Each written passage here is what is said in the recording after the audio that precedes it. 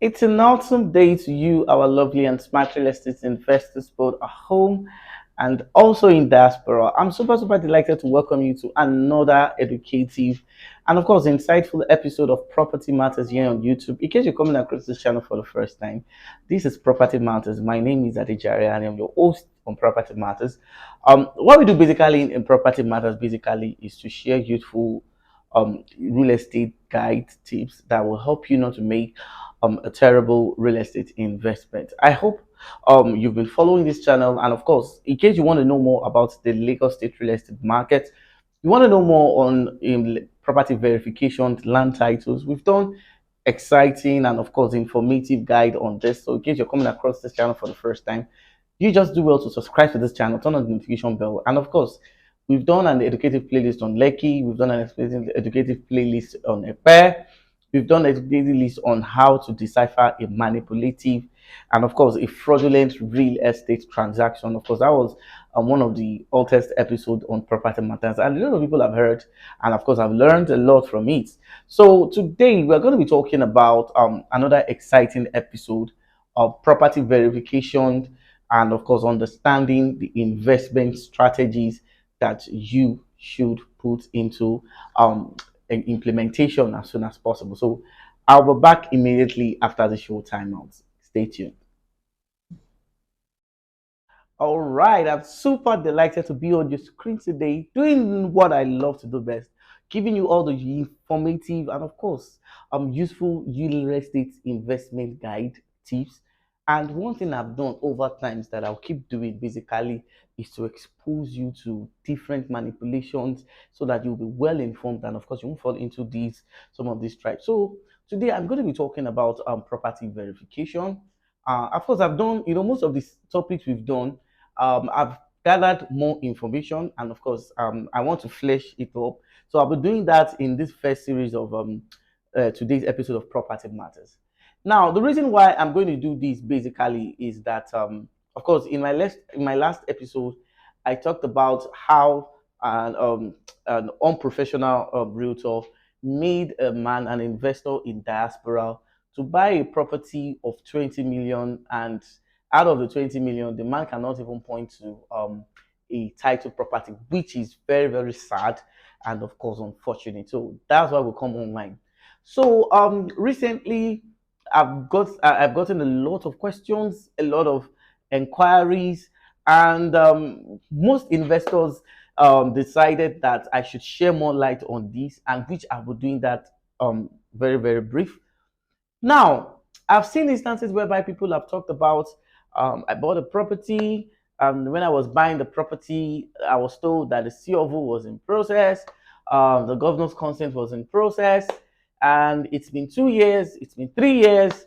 We're not here, we've not heard anything about the title, we've not heard anything about it, and when we keep asking questions, we kept on hearing the same thing of course, we are still working on it. And someone asked me a question that how long does it take to process a C of O, and what are the rudiments and the requirements that is needed for a governor's consent? The very first thing I want you guys to understand basically is that whenever a developer or a real estate practitioner tells you that a particular a property is in process, I've said it several times, and of course, most people don't care to listen. It was just quite unfortunate that despite the fact that we share useful investment guides and tips, a lot of people are still falling into these, making these same mistakes over and over again. And sometimes when you make these mistakes, depending on the person you've bought from or the real estate developer you're dealing with, there are some mistakes that sometimes are beyond redemption. That simply means that you might have bought a property that you ought not to buy, and most times there's always a little we can do to assist. There was a scenario of a client who bought a landed property for more than 2 years. It was not, it was not allocated, and he called to them, that I think this property was not existing, and we had to swing into action, and we're able to resolve, of course, his process of refund. He has collected his first set of refund, and of course, he will be refunded. Of course, this was where we shared the youthful investment guide and tips. So, for you not to fall into a process or a scenario where you have to request for a refund. Now, I've explained this thing several times, and I'm going to explain it again that when you are dealing with a real estate developer, if there are no documents to show that what they are promising you is written, is signed, do not take them for their word. So this dear woman contacted me. She bought a property, and the developer said the C of O of the property was in process. And of course, with that, of course, when you hear sometimes that when they tell you that a C of O is in process, a lot of people will want to, you know, seize the advantage and use the opportunity to buy. Of course, if I were to be in that shoes, I will also do the same. But when she now contacted me, she said it's been 2 years, and she was asking me how long does it take to get a C of O. Well, it depends on, number one, the officer that's in charge of your documentation. Number two, it also depends on a surveyor. And let me quickly tell you guys something, that most of these practicing surveyors on the island or different parts of Lagos, majority of them are not licensed or registered surveyors. So what they do most times on the island basically is that, of course, they can help you map out your land. They can help you do one or two things, maybe do title verification.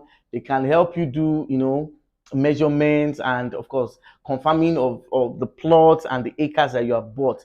But when it comes to documents processing, a it can only be done by a licensed surveyor. So today I'm going to be explaining the role of a licensed surveyor and the process of document perfection. Remember, we're saying that I'm going to be sharing some important, useful guides and tips that will help you to understand the way this real estate market works. So I will see you immediately after the short timeout.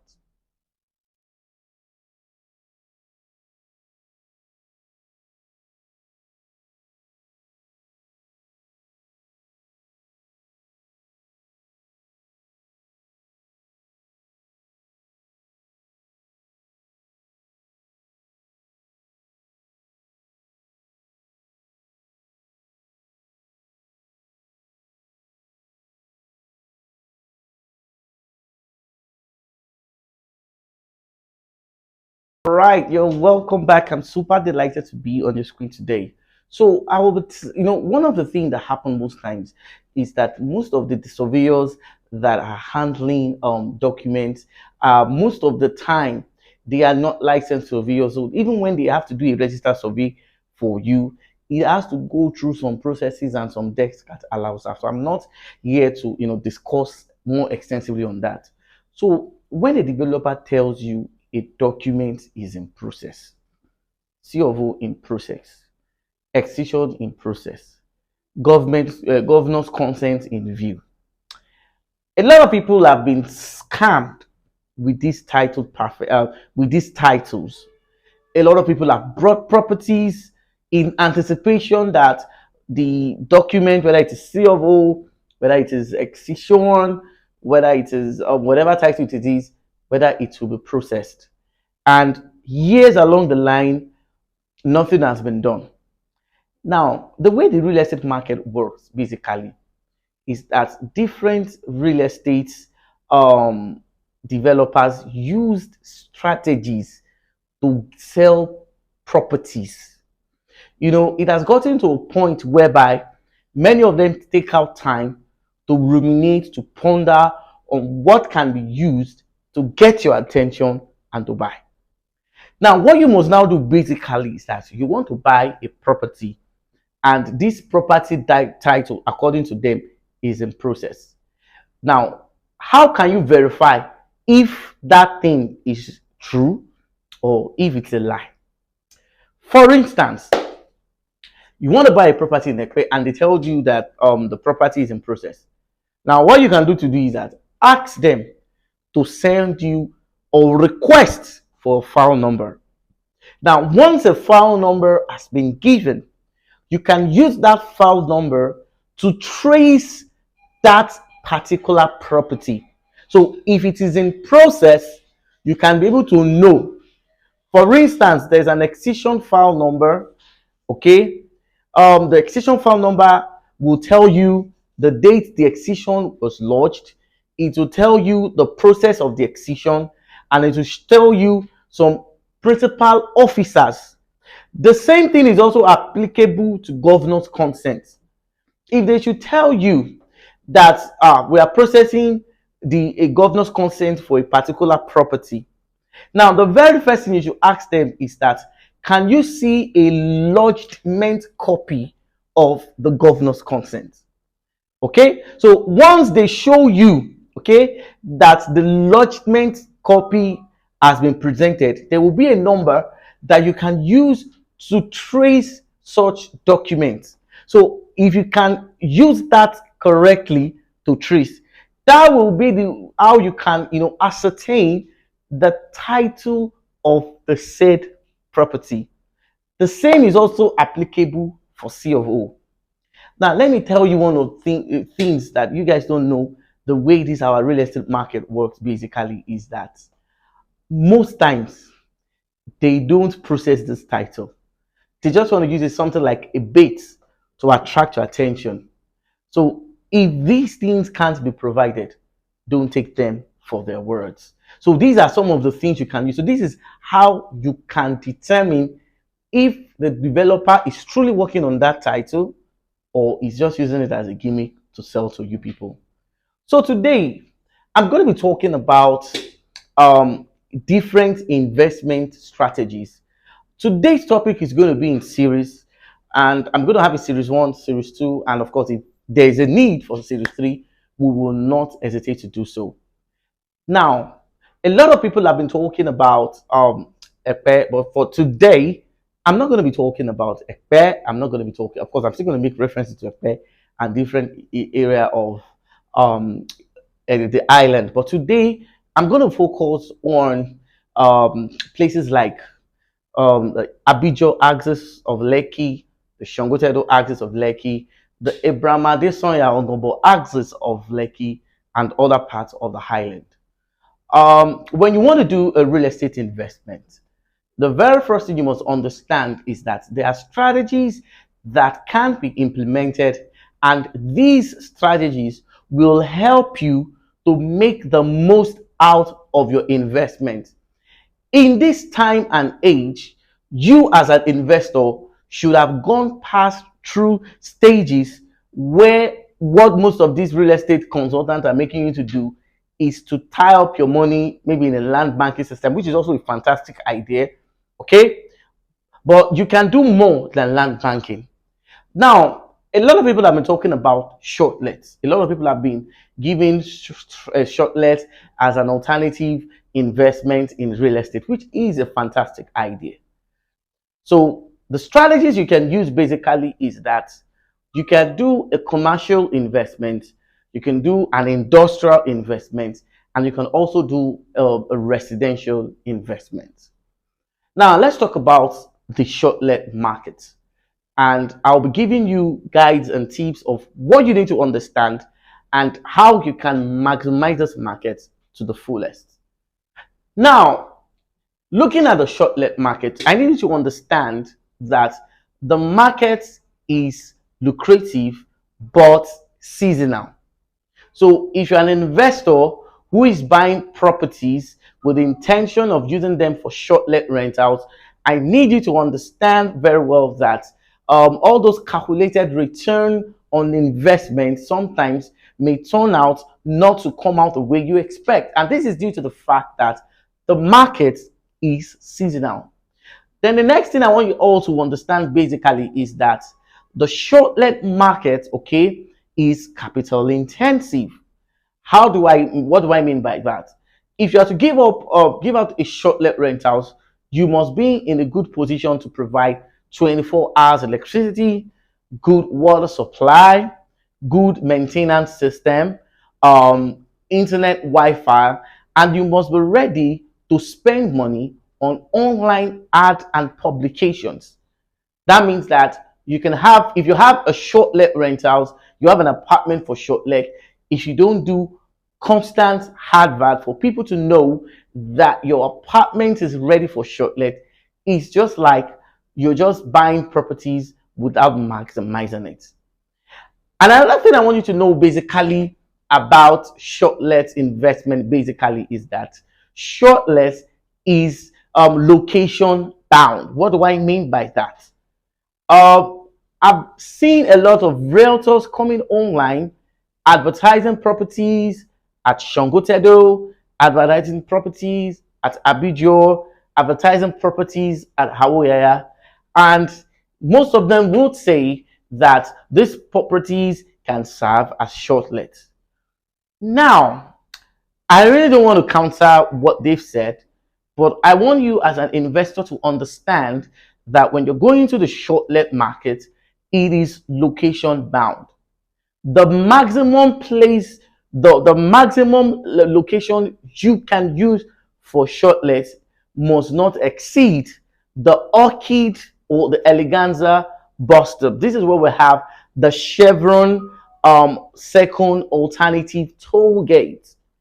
So if you want to do an investment in shortlet, whether it's apartment that you want to use, whether it is duplexes you want to use for your shortlets, you must always put it in mind that people who go for shortlets don't exceed from Ikoyi, Victoria Island. Of course, there are some places in Maryland on the island. Of course, we'll be doing an extensive episode on that. Okay, so you want to do shortlets. You're starting from the CMS, the Victoria Island, the Lekki, the Chevron, Ologolo, all these areas.